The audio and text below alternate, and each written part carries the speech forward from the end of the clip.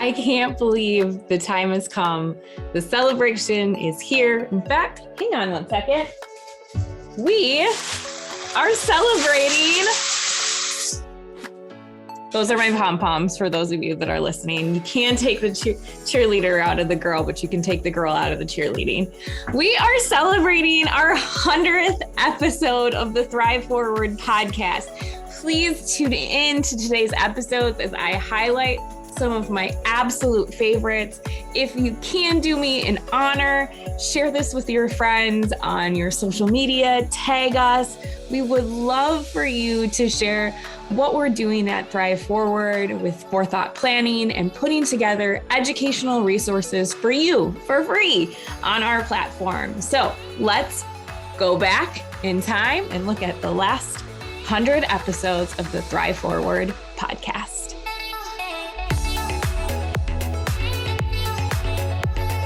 Well, friends, our first podcast episode aired August 26th of 2020, and it is now July of 2021. That being said, we have covered a variety of topics ranging from personal to professional, abstract to complex financial topics. We've sat down with countless leaders across many fields, all together demonstrating the reality that money touches every aspect of your life. So we're going to take a little trip down memory lane. And if you haven't listened to these podcasts, these are just a few of some of my favorites. Now, it's hard to pick out of 100, though, if I'm being completely honest. Episode 1, where we kick it all off, I'd be remiss to not say that in this episode, we truly talk about the mission at Forethought, my passion around closing the equity gap, the impacts of that equity gap to our greater community, how we can create change in a positive and sustainable way. Creating this podcast was a way for me to be able to provide accessible resources for those that may not think about how, well, I'll just be frank and honest. For those white folks who don't necessarily understand the impacts of other cultures of brown and Black folks that might be affected from a financial standpoint or have subscribed to, frankly, messages that might not be serving or truly educational, and understanding ultimately how we can all make a difference in that area.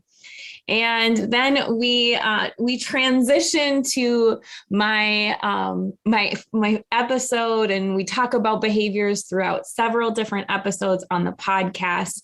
And one of them being my favorite episode with Dr. Alex, where we talk about how money especially touches your marriages. This is episode 37. So we all come from different money stories, different backgrounds. If you've listened and subscribed to the podcast, you know that I say that often. Understanding these stories that both our partner and ourselves bring to our larger table as a couple is really building that healthy relationship with money and your marriage. Since so many marriages end in divorce, 50% approximately, and a lot of those leading causes have some sort of financial background around them.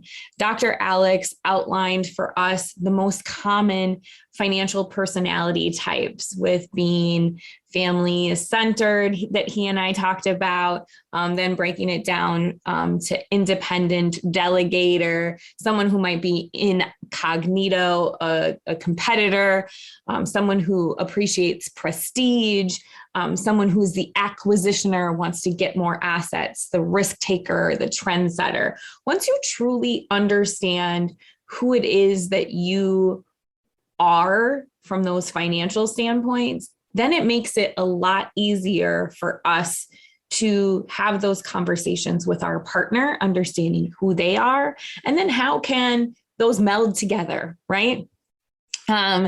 some of the other aspects that I love being able to talk about, again, is how money touches all aspects of our lives. One of our great episodes that people love listening to, and a lot of it has to do with the guest that I had on, and that was JC Lippold, a dear friend of mine, one who has the power of creating amazing community. He and I talk about how your mind, your body, and your spirit all correlate together. And JC and I often talk about how money touches those aspects. And for some of us, they get ignored.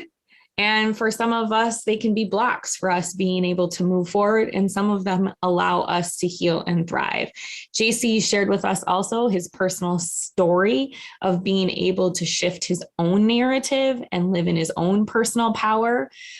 Being able to turn those I am nots into I ams. Since JC and I recorded that episode, JC and I always used to joke that I'm not a runner.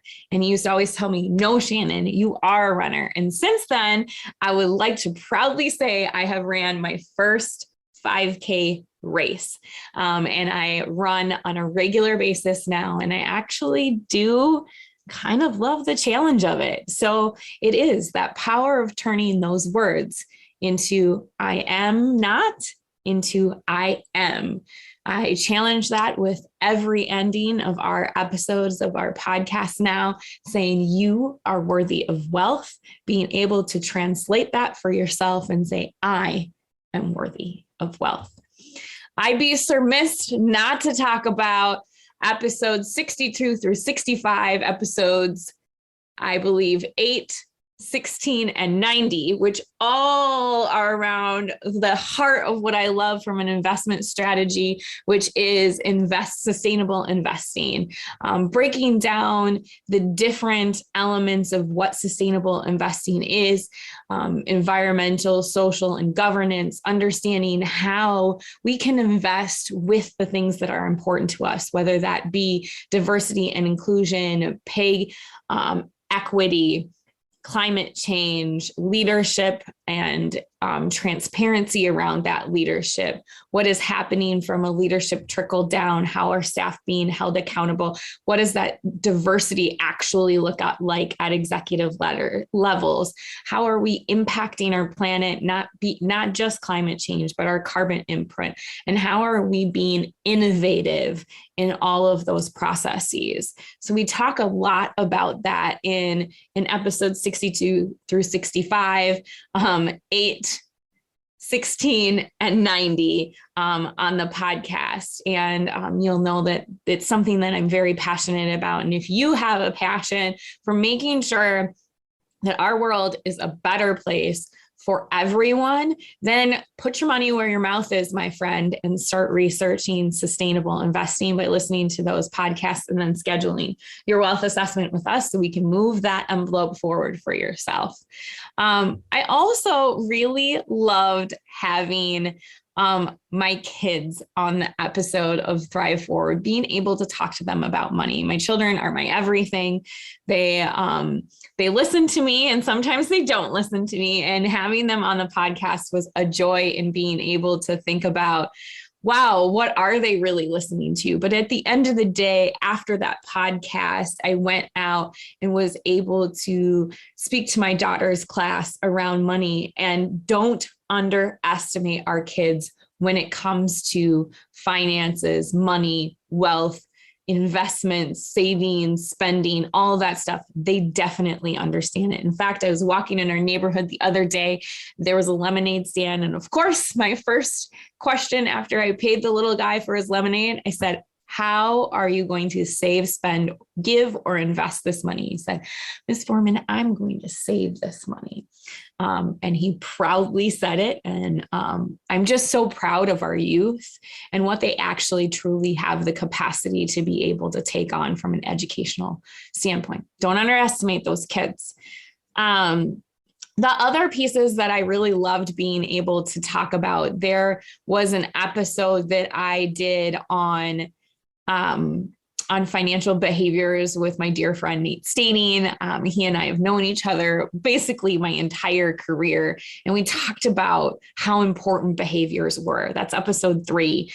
On episode 6, I actually had one of my best gal friends and other boss lady business women on to talk about removing toxicity from our lives, being able to separate that. And so much of our culture is bombarded on us. I mean, we open our cell phones in the morning and we might have text messages, emails, alerts from social media that tell us what we should be doing with our lives.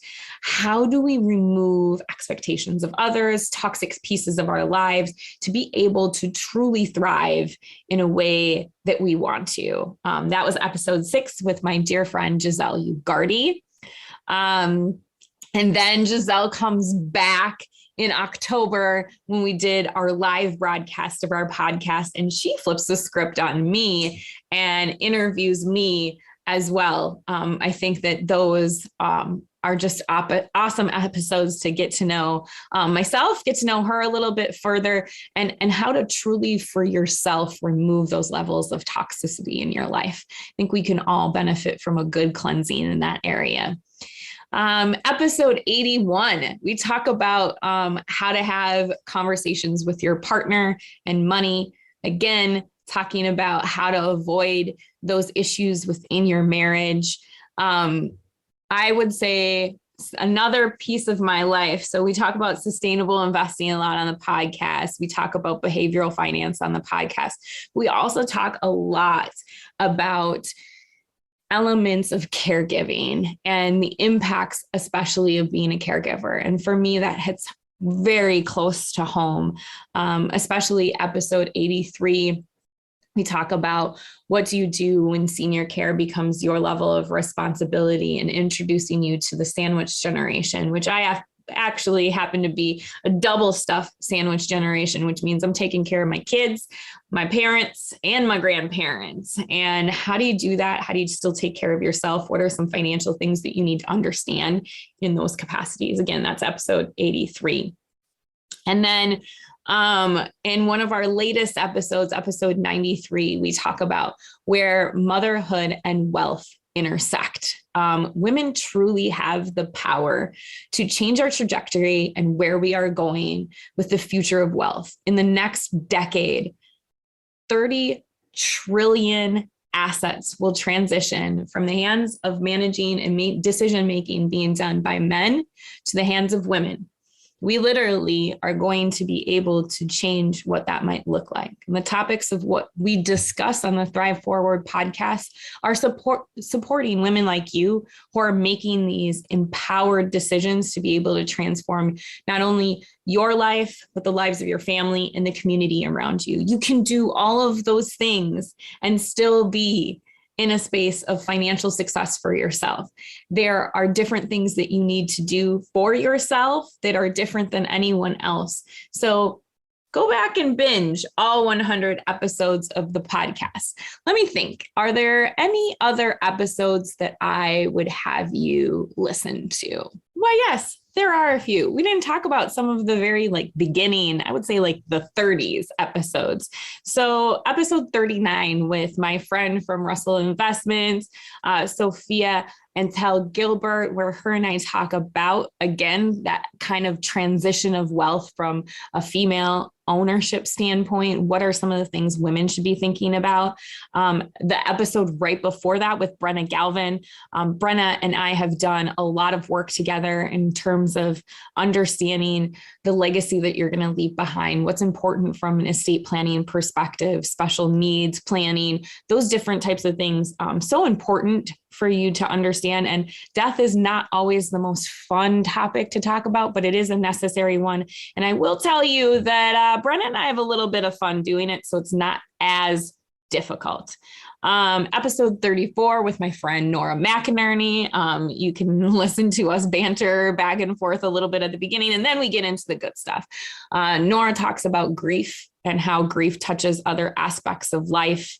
And then episode 27 with my friend Mac Gardner. How can I even not include that?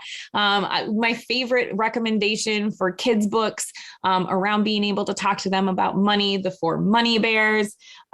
He's just such a great person, and he's developing apps for our kids to be able to close that gap on financial literacy. He's just an absolutely phenomenal individual when it comes to being able to talk further with our children around those topics. I think I think being able to think further into what it is that you all would like to be able to see from us on the podcast in the future would be great. We do a lot of different topics now, less on the guest side of things. So when I started out, it was super fun to be able to talk to everyone. And sometimes I do. I still get a little lonely just sitting here and talking to the screen. However, I know that on the other side, there's somebody there listening once it's fully edited by our team. But we are open to understanding topics that would be of interest to you. Again, this is our way of giving back to you all. So feel free to submit those. You can submit them on our website. We actually have a Money on Your Mind segment separate than the Thrive Forward podcast. They're little short snippets of questions you all ask us that I answer on Mondays. We do them twice a month, and then we rotate with the podcast as well. We also are looking for other avenues from you all. What are you seeking out from a financial standpoint? What resources might you need that we could develop for you? What questions or blocks are you coming up against? Again, this is our way of being able to build a very mission forward, change oriented culture within Forethought Planning. And we are so incredibly grateful to you all, our listeners, for sticking with us, making this 100th episode possible and downloading every week. I am going to ask you to continue to share these episodes as we break down that stigma around money and help everyone understand that they are worthy of wealth. I would be remiss if I did not thank my team. The team has evolved. I started with editing this whole podcast myself. And as our business has grown, I've been able and blessed to have a staff that helps me produce this whole podcast. And I want to say a special thank you to each and every one of them. So thank you, team, for making this possible. I'm so grateful for all of you and the hard work that you put into the ideas behind everything, the execution, the editing, the posting, and getting the word out there. You all are absolutely phenomenal and couldn't do it without you. That being said, my friends, remember always, as we continue the next 100 episodes of the Thrive Forward podcast, no matter what, you are worthy of wealth.